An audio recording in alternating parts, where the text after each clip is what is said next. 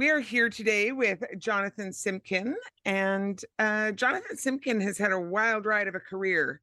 Starting as a criminal and refugee lawyer, Jonathan accidentally fell into the music business in the early 1990s. Not realizing he had a talent for finding talent, Jonathan discovered and secured recording agreements for many artists who went on to huge success, including Nickelback, Len, Steal My Sunshine, and Default.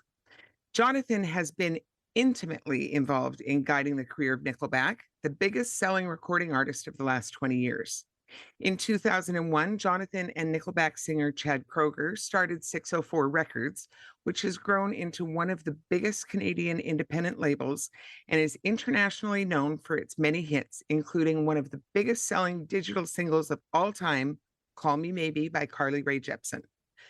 Other 604 artists include Marianas Trench, Coleman Hell. Boo!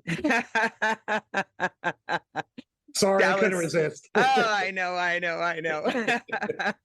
Dallas Smith, Dirty Radio, and Theory of a Dead Man. Jonathan also runs Simkin Artist Management, which manages the careers of many of the bands on 604, as well as other artists. In 2014, Simkin built a new headquarters for 604 in the Railtown district of Vancouver, and those headquarters incorporate professional recording studios and a soundstage. In 2017, Simkin started Comedy Here Often, a comedy record label which includes comedians such as Yumi Nagashima and Charlie Demers.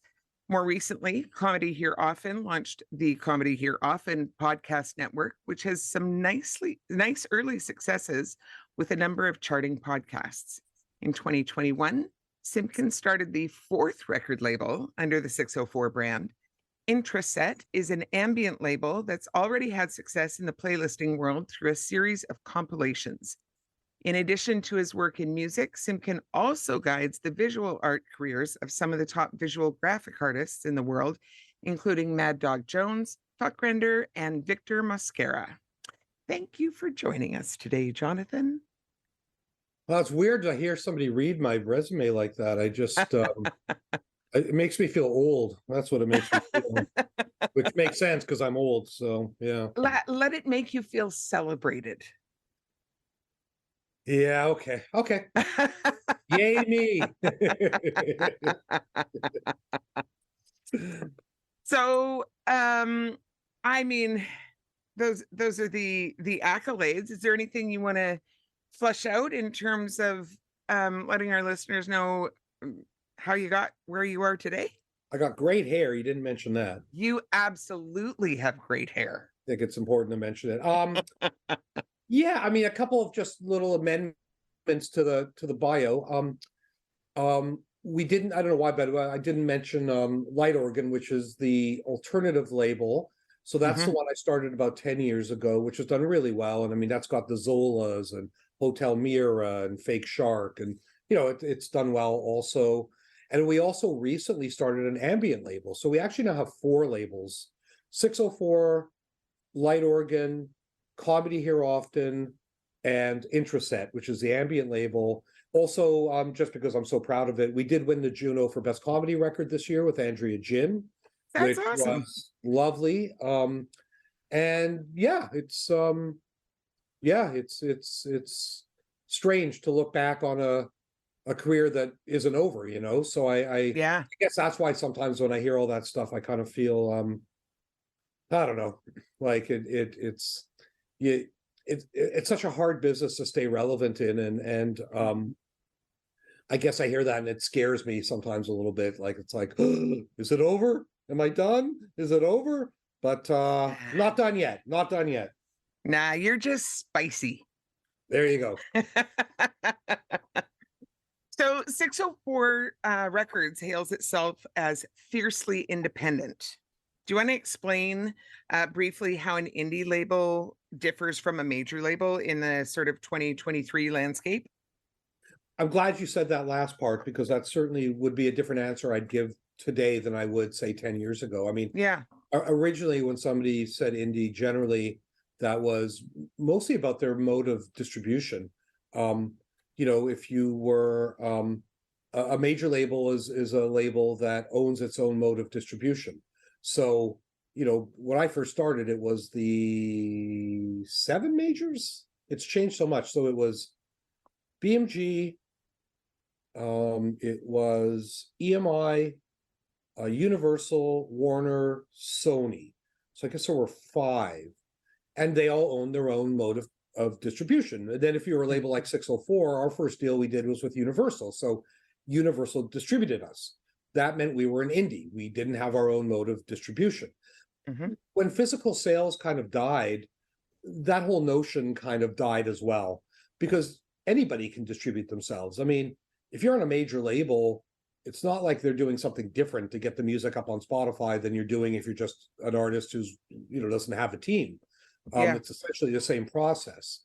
So now major labels really just specifically refer to so I always get it confused because of all the mergers. So now there's Universal, who, oh, actually, I forgot. There was another one, Polygram, back when I first started. So Polygram merged with Universal. That was the first big merger. And then essentially Polygram disappeared. It all became Universal. Sony and BMG merged. So that just sort of became Sony. So now it's Sony, Universal, Warner. It's kind of 3. And it's funny because if you think about it, like, why are they a major? I don't even know what makes it a major now. I don't even know what makes them really different than us. I mean, we are now distributed by Warner, but not digitally. We do our own distribution, and that's the vast majority of our music goes out digitally. So, yeah, I mean, nowadays, really, if you say major, you're referring to one of those 3 companies, and everybody else is not a major. So, but it matters much less these days. Like when I first started in the business 25 years ago, if you were a band and you weren't on a major, it was pretty hard to have any success. They controlled the distribution. They had the relationships with the retail. So it was very hard to get your record racked in a place where people would actually see it if you were an indie band. And now all of those distinctions are kind of gone. And there's so many ways now to become noticed. Yeah. And it's funny how many entry points there are now. Even something like terrestrial radio, which was another area that was very much the domain of major labels.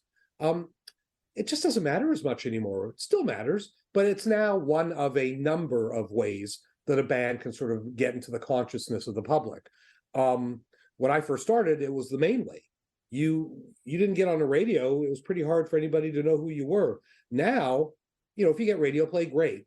But, some bands break on TikTok. Some bands break on YouTube. Some bands break a million different ways. And I like it. Like, it's kind of democratized the music business. It's still hard to get noticed. It's still hard to have success. But at least the route there's so many new routes to get from A to B. I love it, to be honest. I've never enjoyed the business more than I do now. That's fantastic. I dig that perspective on it. When you're looking at new talent, what really attracts you and what really just doesn't interest you? That's a great question. And I get asked that a lot. And I think I've kind of adjusted the answer over time, not because the more I've thought about it, I guess the more I've come to different conclusions about it. But it's a funny job I have. That aspect of my job's funny because if you think about it, all I do is sign stuff that I like. I'm not one of those people who's like, I don't really like that band, but I think they're going to sell a lot of records, so I'm going to sign them. I've never signed a band I didn't like. So that's kind of where it starts for me. I have to like it. And then I guess I've just been lucky that for whatever reason, stuff that I like, it turns out a lot of other people have tended to like as well. But it's not very conscious with me. I don't kind of sit there and go, well, the singer's good looking and, I think that they'll, appeal to this demographic. I never talk like that. I never think like that. I just like something. Yeah. And I mean, not that we have to talk about your brother the whole time, but I mean, there's a great example where, your brother was dropping off demos. I think he was still in high school when he was dropping off demos to me. He was very young. I think he is a lesson in tenacity. He sure is. And I mean, he would drop stuff. I'd come to my old office and there'd be a demo slip through my mail slot. And I remember listening to those early demos, and I remember thinking, man, this none of these songs are hits, but I can tell this guy's gonna write a hit. I think really good A&R isn't just about seeing who an artist is in that moment. It's about Yep. seeing who an artist is going to become. It's easy to, if somebody had sent me Call Me Maybe, I would, you'd have to be an idiot not to go, hey, I think that's a hit. But I signed Carly 6 years before Call Me Maybe. Yeah. And it was because she sent me a demo and I listened to it and I went, my God, I'm not sure I hear a hit on there, but I hear somebody who's going to write a hit. It just feels like it to me. And so a lot of it's gut instinct. A Yeah. lot of it is just though personal preference. I remember I'd listened to your brother's stuff that he'd send me in those early days, and it was kind of insane music. Like I remember he sent me this demo once, and I think I even have it still somewhere. And it had like all the songs were long, and they didn't really have traditional sort of song structures. There wouldn't necessarily be a repeating chorus. And I remember thinking, my God, it's like the music of a insane person, but an insane person who's got a real knack for writing a hook. And I was like, man, if this guy, and I remember having conversations with him super early on, kind of going, man, if you can mold this into a more traditional song structure, and he was so, well, tenacious, as you say, so he would come back and say, okay, how about this? Yeah. And eventually it was undeniable. It was simply undeniable. And so, a lot of times it's a process like that. But man, I wish I knew how I signed bands. I don't know how I signed bands. I just sign stuff I like and Yeah. worry about the rest later. You sign it. And as I always say to our artists, once you sign the deal, you've passed the audition. You don't have to keep auditioning. You don't have to keep running stuff by me. And I leave bands alone. Like I don't, because I guess maybe when I was an artist lawyer and an artist manager for all those years before I started the label, I had to deal with so many jackass A&R guys who would come into the studio and, oh yeah, can you make it sound a little bit more like that song that's a big hit right now? Like, kind of that kind of bullshit. And Yeah. I would just be like, you're not even a musician, like fuck off. And I've really stuck to that. I don't, it's funny. I was trying to sign an artist. This is a while ago, maybe 10 years ago. I was trying to sign an artist, and it was an artist who was very nervous about signing with a record label. She had heard all these horror stories about labels interfering, and she actually got a hold of one of my artists, Louise Burns, and sort of said, like, Jonathan's trying to sign me, like, can I ask you, like, just, like, please be honest with me, like, does Jonathan interfere with when you make a record? And Louise was like, interfere? I wish he would stop by the studio. Like he doesn't, he'll stop by if I really ask him, but and I believe in that. Like I think leave people alone to make their art. Like what I'm not an artist, I'm not a musician. I have nothing more to offer than anybody has to offer. Either I like something or I don't.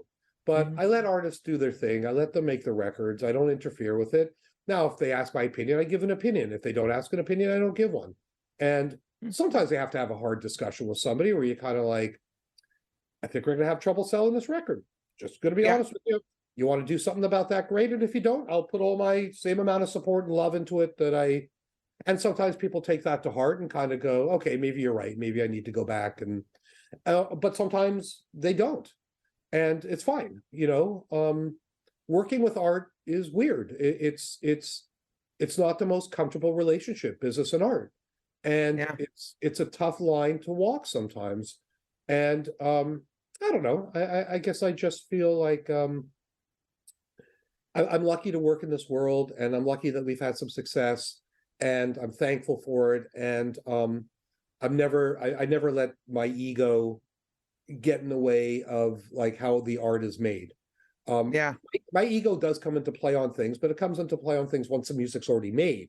And when we're trying to figure out ways to market it and put it out into the world, then sometimes I'll be like, hey, I know that if we do this, it's going to really be. But when it comes to the actual creation of the art, hands off.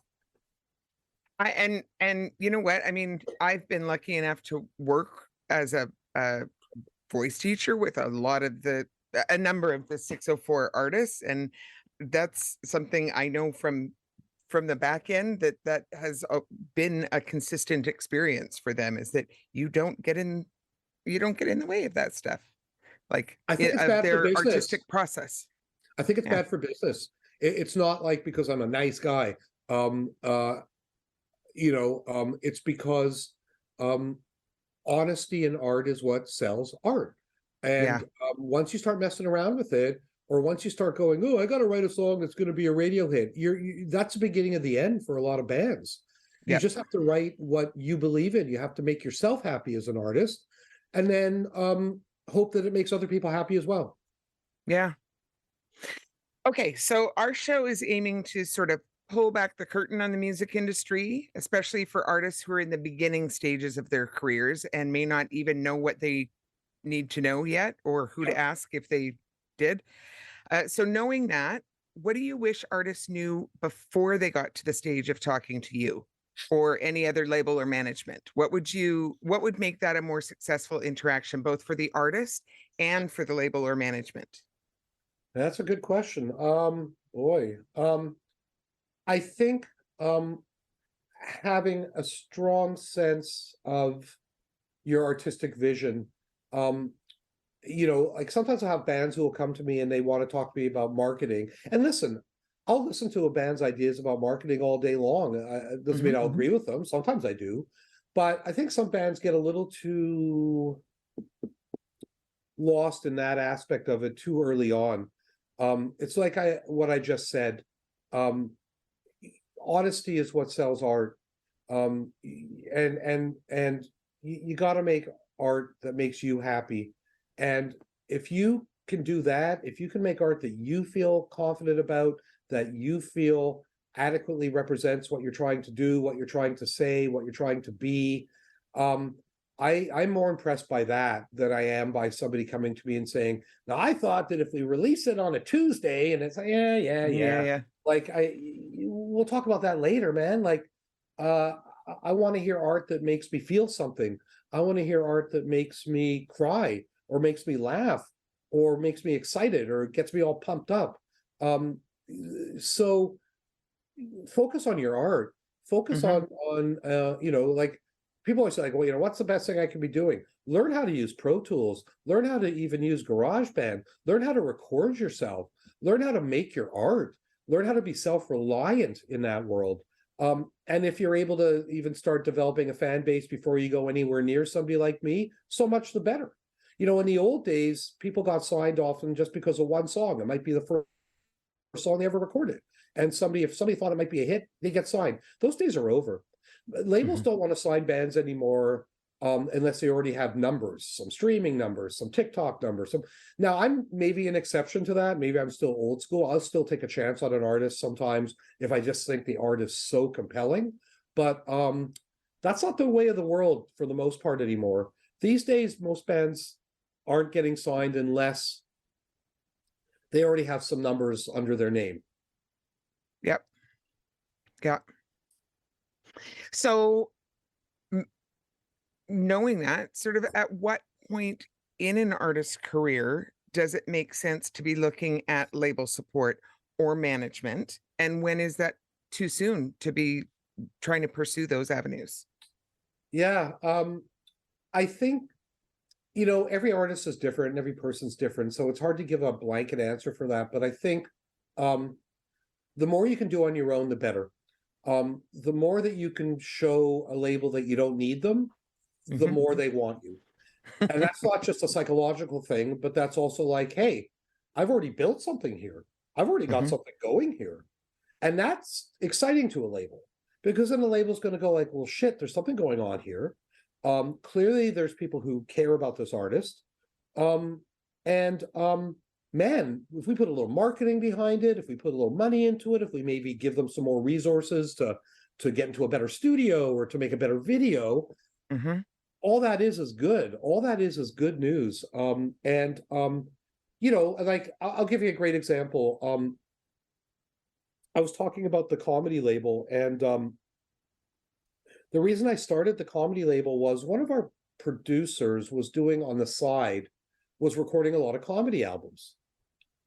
And one day I was sitting there, he said, "Hey, you want to hear this new album I recorded?" And I said, "Yeah, I'd love to." And I was listening to it. It was great. And I started asking some questions. I'm like, "Well, what's this guy going to do with this album?" He's like, "Well, I don't know, probably press up 100 CDs, sell them off the stage, put it up on Spotify."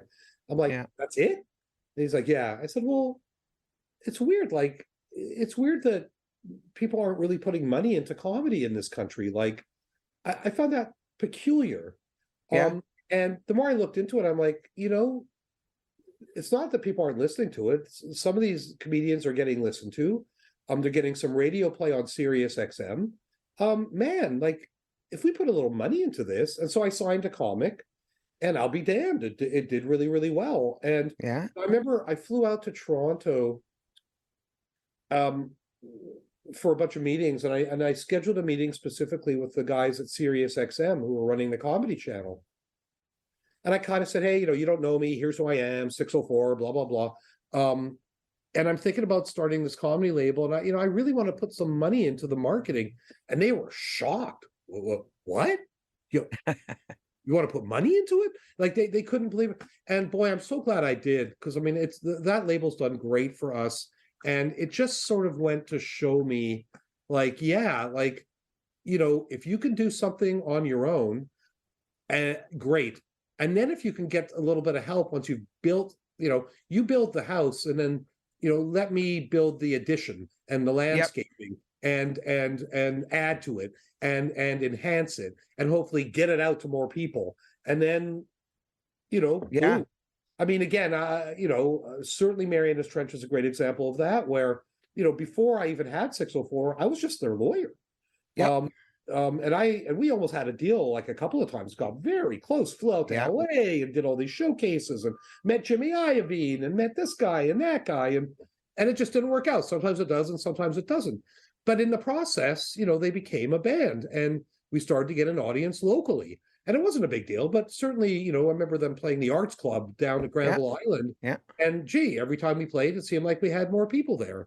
And so when I decided to sign them to the label, when we just couldn't get them a deal, I wasn't really starting from ground zero completely. I kind of was, but at least in Vancouver, we could go and sell out the Arts Club. Now, on some level, big deal. But you know what? At least it's something. If you have that core audience, you've got something to build upon. You've got a foundation to build upon. You've already got proof of concept, right? Right. Yeah. Yeah. I get that. So if I'm an artist from the middle of nowhere and I've got great aspirations and I'm going to be the next big thing, how do I even get to a point where I can submit to a record label or management? Because, they're I don't know if it's still the case, but in days gone by, you couldn't even submit if there wasn't a pre-existing relationship there. How do I go from being totally unknown to being able to at least submit myself for consideration? Yeah, like back when I started, that's very, very true. It was impossible to get through to majors. And, one of my first accomplishments, I guess, because remember, I wasn't a music lawyer, so I didn't know anybody. And one of my first accomplishments, I suppose, was, becoming one of maybe two lawyers in Canada who was able to make connections outside of Canada and get bands signed to labels outside of Canada. Like there was me and Chris Taylor, and honestly, that was about it. Like, yeah. And I know I'm going to get some people going, I did some of that, but I mean, Chris and I were the two guys who seemed to have the most success. Like I had Nickelback, and I had Default, and I had Len, and he had Nelly Furtado, and he had Sum 41, and so we were both consistently getting bands signed. And back then, it's true, you couldn't really get through to a major unless you knew someone. I think that's changed a bit. I think most labels are a little more willing, and so much of it is, again, as I said earlier, I think it's changed. Like, number one, labels are more aggressive now. They're watching stats. So they're looking at Spotify, and if somebody's numbers start to spike, they're going after them. It's not vice versa. So I think that has really changed that way. It's not, you really want to have label attention. build your TikTok, build your Spotify, build your YouTube, show, have some numbers, and people will come to you.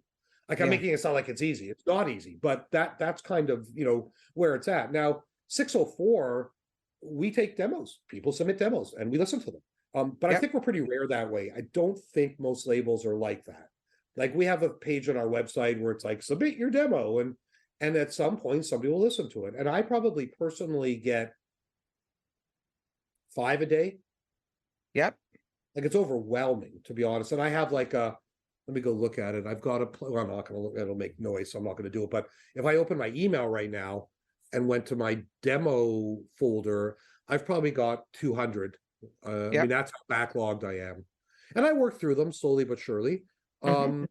But it's very rare that you find a band that way. Like, that really isn't, it's usually us pursuing someone. Maybe somebody Mhm. from my staff says, hey, I just saw this band on the weekend, they're amazing, we should talk to them. Or another staff member says, gosh, there's this band from Vancouver who's I see their streams are exploding, we should talk to them. So Yeah. that tends to be more how it happens these days, that the labels are pursuing people who have some action going of their own, rather than just sending a demo and crossing your fingers and hoping for the best. Yeah.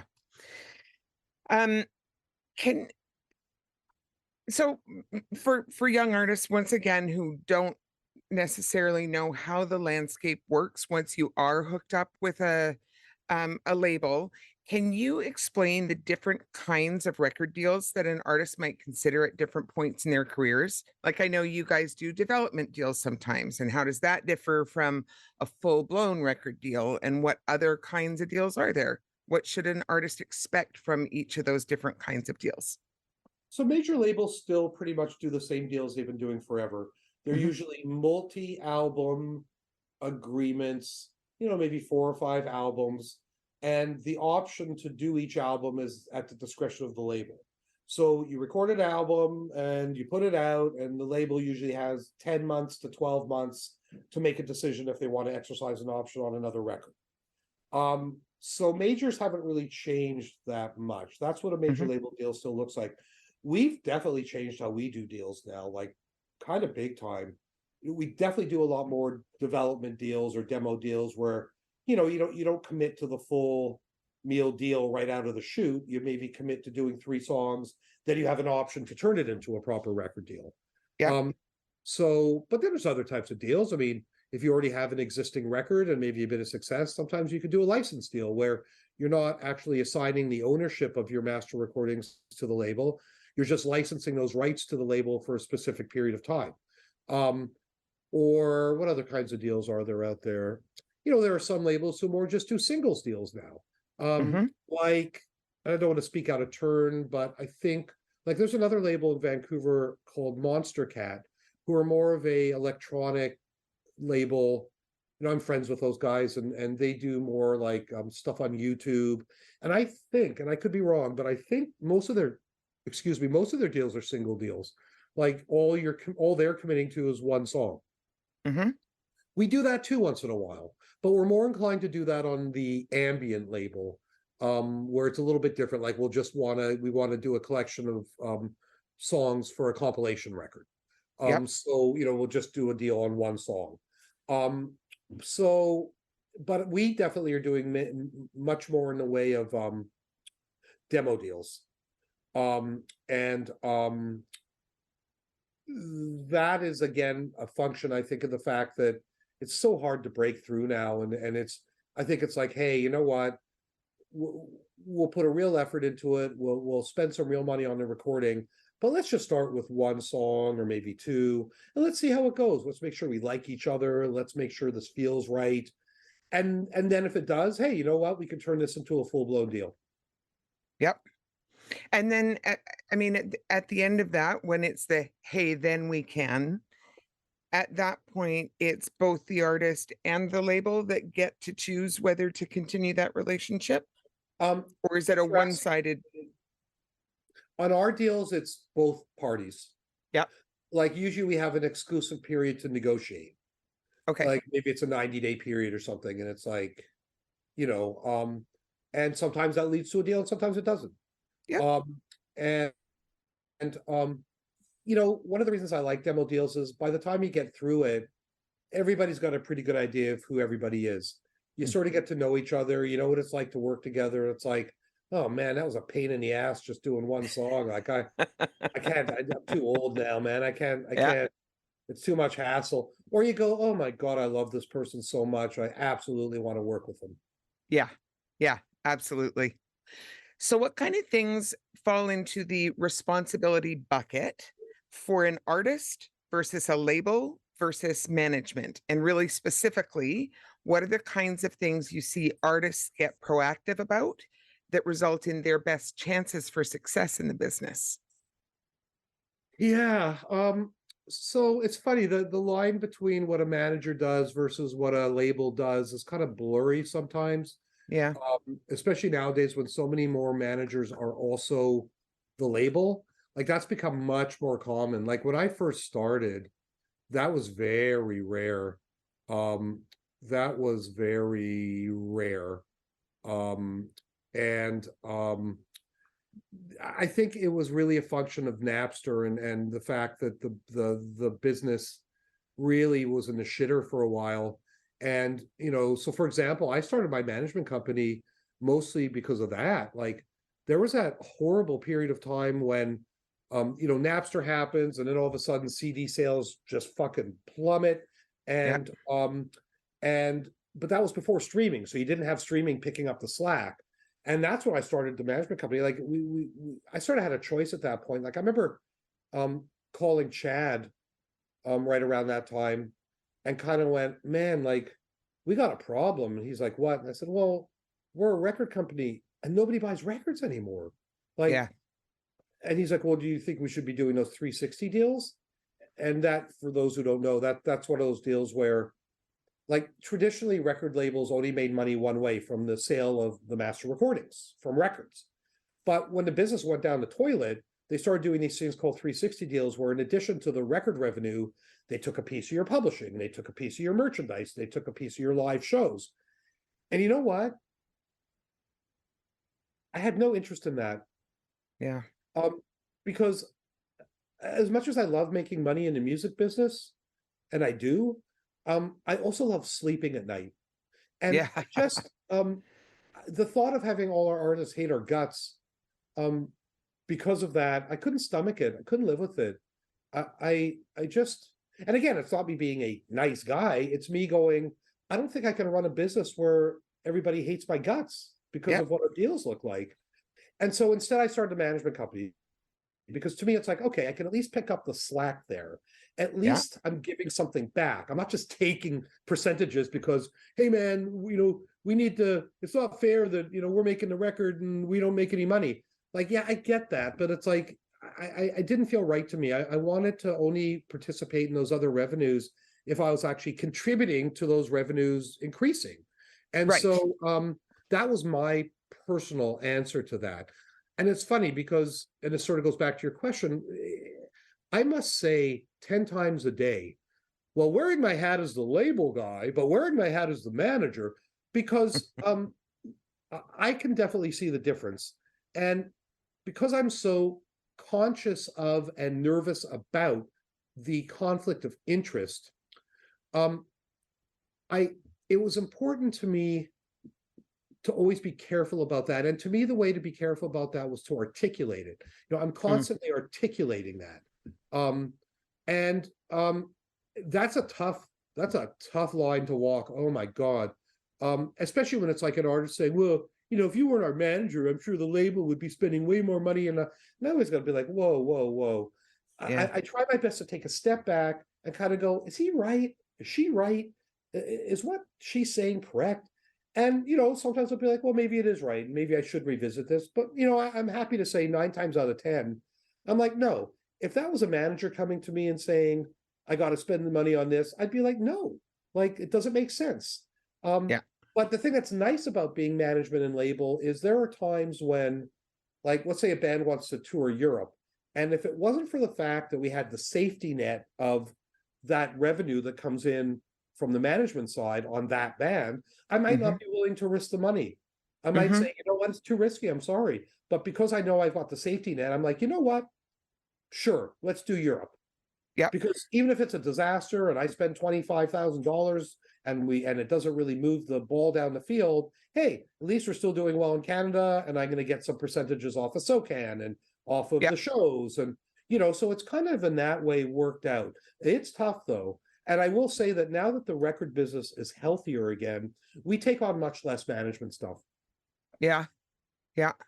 And so in that whole matrix, what are the things that the artist can do to be proactive to have the best chances of contributing to their own success? Because it's all those pieces, right, that contribute. It's the label, it's the management, and it's the artist. If the artist isn't carrying their load, none of this is working. I think again, there's so many tools that can be right in the hands of artists these days, especially if you're in a position where you can record your own music and you don't have to worry about spending money on going to a studio and all Yep. that. So number one, you put the means of production into your own hands. And if you have that capacity, then it really puts you ahead in the game. It really gives you a leg up in how you do stuff. And then if you become savvy at social media and savvy at your own marketing, again, that you can do so much more good for yourself that way than by sending out, endless numbers of emails to record labels saying, please sign me. I think that falls on deaf ears a lot these days, unless, you're not just saying, please sign me because I have great music. You're saying, please sign me, I have great music. Plus, we've got X number of followers here, and our Spotify is really growing. And, 6 months ago, we only had this number of followers, and now we have this number of followers. And it feels like something's happening. And, if you can, it's a business like any business. And it's no different than if you were starting a clothing company or a pizza restaurant. It's about making great product, and it's about getting the word out that you're making great product. Just because it's a music business doesn't make that any different. And again, because of the fact that the business has changed so much, I hate to say it because it's kind of sad, but having great music, unfortunately, isn't necessarily enough anymore. Yeah, it is sad, but true. Yeah. And I mean, I think it's been that way for a while, frankly. Agreed. I think as soon as it became a really visual medium, having great music was never enough after that. Agreed. Yeah. Agreed. It's very interesting.